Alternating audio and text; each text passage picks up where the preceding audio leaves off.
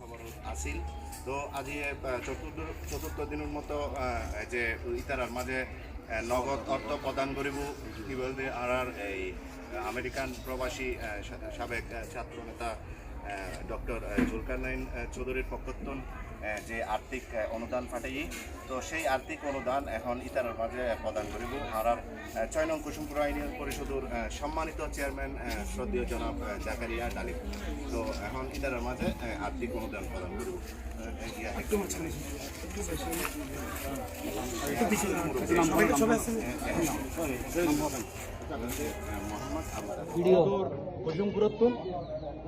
নজরা মধ্যবাসরে যারা এই কার্যক্রমের মধ্যে অংশগ্রহণ করছে তারা সহযোগিতা অনারালে ভালো কিছু টিনেননি।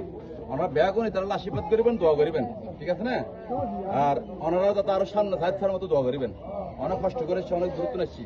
আর অনেকক্ষণ ধরে বই থেকে আসলে গাড়ি আছে, বেশি সময় তারা মিছিল টিছিল চলে এনে তো হতো নামে হোক। নাম উল্লেখ করে আর হো না।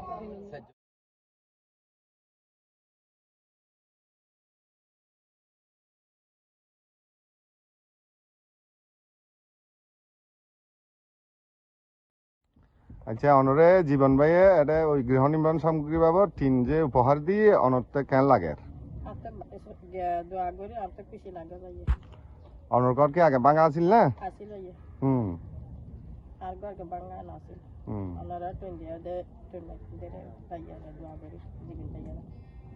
ঠিক আছে, ইনশাল্লাহ ঠিক আছে।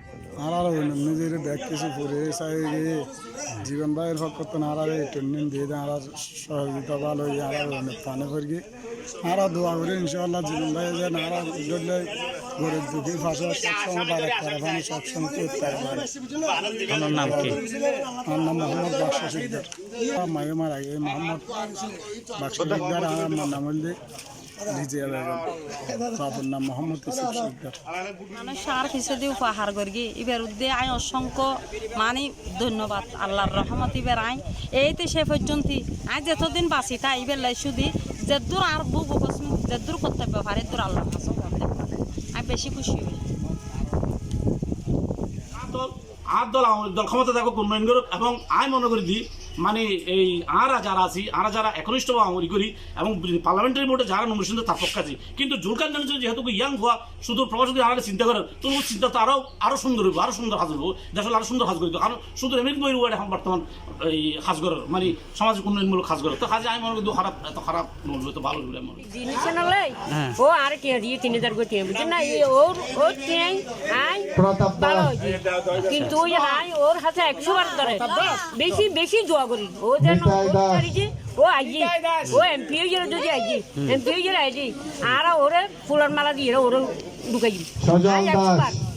আর জামাই বিপ্লব চৌধুরী না বিপ্লব চৌধুরী আর বিপ্লব চৌধুরী আচ্ছা বুঝছেন না আর সাহায্য জোলাহান আইয়ক আর পরিবর্তন জোলাহান আইজি আর আরো সহযোগিতা পাই এবং পরিবর্তনের আর 10 জন মানে সাহায্য এখানে আর চাই আর অনর জোলাহান ভাইয়া আর দোয়া করি পটিয়ায় অগ্নিকাণ্ডে ক্ষতিগ্রস্ত পরিবারকে গৃহ নির্মাণ সামগ্রী প্রদান করেছে নজির আহমেদ দোভাষ ফাউন্ডেশন। সকালে কুসুমপুরা ইউনিয়নে ঘটনাস্থলে গিয়ে ক্ষতিগ্রস্ত 6 পরিবারের সদস্যদের হাতে তুলে দেওয়া হয় ঢেউটিন এবং গৃহ নির্মাণ সামগ্রী। ফাউন্ডেশনের চেয়ারম্যান জুলকারনাইন চৌধুরীর পক্ষ থেকে এসব হস্তান্তর করেন কুসুমপুরা ইউনিয়নের চেয়ারম্যান জাকারিয়া ডালিম। এ সময় স্থানীয় ইউপি মেম্বার সহ অন্যরা উপস্থিত ছিলেন।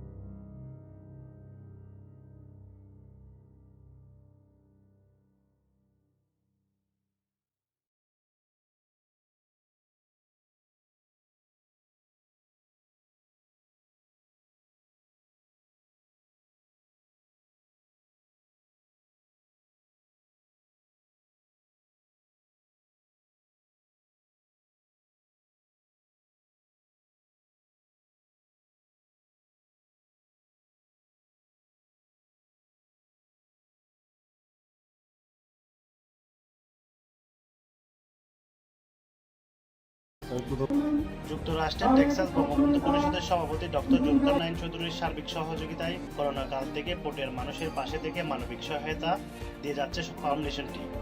প্রায় 4 লাখ জনসংখ্যার উপজেলা চট্টগ্রামের পটিয়া। আকারে তুলনামূলক বড় এই উপজেলা দারিদ্রতা দূরীকরণ ও শিক্ষার প্রসারে কাজ করে চলেছে ব্যক্তি মালিকানার নজির আহমদ দোভাষ ফাউন্ডেশন।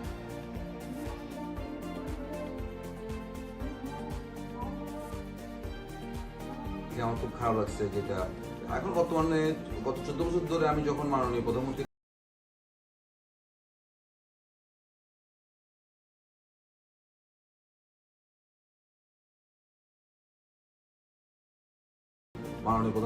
এই আমাদের একটি শিক্ষা ব্যবস্থায় একটা সুন্দর পরিবেশ নিশ্চিত করেছেন, তা দেখে আমাদের খুব ভালো লাগে। কারণ আমি বর্তমান চট্টগ্রাম বিশ্ববিদ্যালয়ের ছাত্র হওয়ার পরও চট্টগ্রাম বিশ্ববিদ্যালয়ের ক্যাম্পাসে আমরা 2 বছর পায়ে হেঁটে যেতে পারি। তা আমার তখন মনে হতো যে আমি পাকিস্তানি আদর্শে অনুপ্রাণিত হয়ে আমরা যখন বাংলাদেশের স্বাধীনতা যুদ্ধ না দেখার পরও আমি বুঝি যে আমাদের নেতার একটি নির্দেশ যে গরিব মানুষের পাশে থাকা এবং তার জন্য কাজ করা। বাংলাদেশকে স্বনির্ভর করতে হলে বাংলাদেশে যে ফার্টাইল ল্যান্ড আছে তার যথোপযোগী ইউজ করা, সাথে আমরা মনে করি আমাদের দেশের উন্নতি নির্ভর করবে আমাদের গ্রোথের উপর, যে গ্রোথটা হচ্ছে আমাদের খাদ্যশস্যের গ্রোথের কথা চিন্তা করে আমি অনেক আগে থেকে একটি মাছের ফার্ম খুলি, যার থেকে আমি চেষ্টা করছি কীভাবে অনেক আগে থেকে 2008 সাল থেকে আমি চেষ্টা করছি কীভাবে আমরা মাছের গ্রোথ করতে পারি, সাথে ক্ষুদ্র ইকোনমির জন্য যাতে কর্মসংস্থান তৈরি করা যায় এবং মানুষ ফলন ফলাতে পারে, যেমন কলা, পেঁপে এবং অন্যান্য সবজি। এভাবে এই নিয়ে আমি দীর্ঘদিন ধরে কাজ করি আমাদের পটিয়া এলাকায়।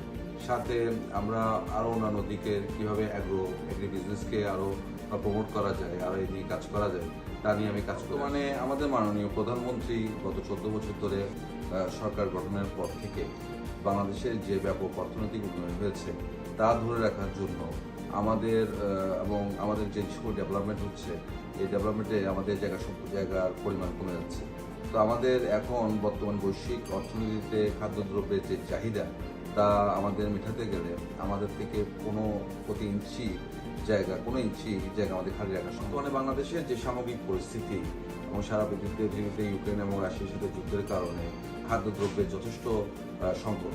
এই মুহূর্তে আমাদের সেই বিবেচনায় আমি গত করোনার কালীন সময় থেকে শুরু করে এখন পর্যন্ত আমাদের পটিয়া এলাকায় গরিব মানুষের পাশে দাঁড়াতে চেষ্টা করেছি এবং যথেষ্ট যাদেরকে আমার পক্ষে যতটুকু সাহায্য করার আমি তা চেষ্টা করব যাতে এই কার্যক্রমটি ভবিষ্যতে আরও ভালো হয় এবং মানুষের কাছে আমরা আরও কাছে যেতে পারি, মানুষের জন্য কাজ করতে পারি, সে আশাবাদ ব্যক্ত করতেছি।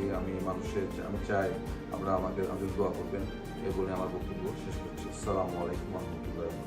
যাতে ক্ষুদ্র ইকোনমির জন্য যাতে কর্মসংস্থান তৈরি করা যায় এবং মানুষ ফলন ফলাতে পারে, যেমন কলা, পেঁপে এবং অন্যান্য সবজি। এভাবে এই নিয়ে আমি দীর্ঘদিন ধরে কাজ করি আমাদের পটিয়া এলাকায়। আমরা যখন বাংলাদেশের স্বাধীনতা যুদ্ধ না দেখার পরও আমি বুঝি যে আমাদের নেতার একটি নির্দেশ যে গরিব মানুষের পাশে থাকা এবং তার জন্য কাজ করা। তো আমাদের এখন বর্তমান বৈশ্বিক অর্থনীতিতে খাদ্যদ্রব্যের যে চাহিদা তা আমাদের মেটাতে গেলে আমাদের থেকে প্রতি ইঞ্চি জায়গা আমাদের খালি রাখা সম্ভব। মানে বাংলাদেশের যে সামগ্রিক পরিস্থিতি এবং সারা পৃথিবীতে ইউক্রেন এবং রাশিয়ার সাথে যুদ্ধের কারণে খাদ্যদ্রব্যের যথেষ্ট সংকট। এই মুহূর্তে আমাদের সেই বিবেচনায় আমি গত করোনার কালীন সময় থেকে শুরু করে এখন পর্যন্ত আমাদের পটিয়া এলাকায় গরিব মানুষের পাশে দাঁড়াতে চেষ্টা করেছি এবং যথেষ্ট যাদেরকে আমার পক্ষে যতটুকু সাহায্য করার আমি তা চেষ্টা করব যাতে এই কার্যক্রমটি ভবিষ্যতে আরও ভালো হয় এবং মানুষের কাছে আমরা আরও কাছে যেতে পারি।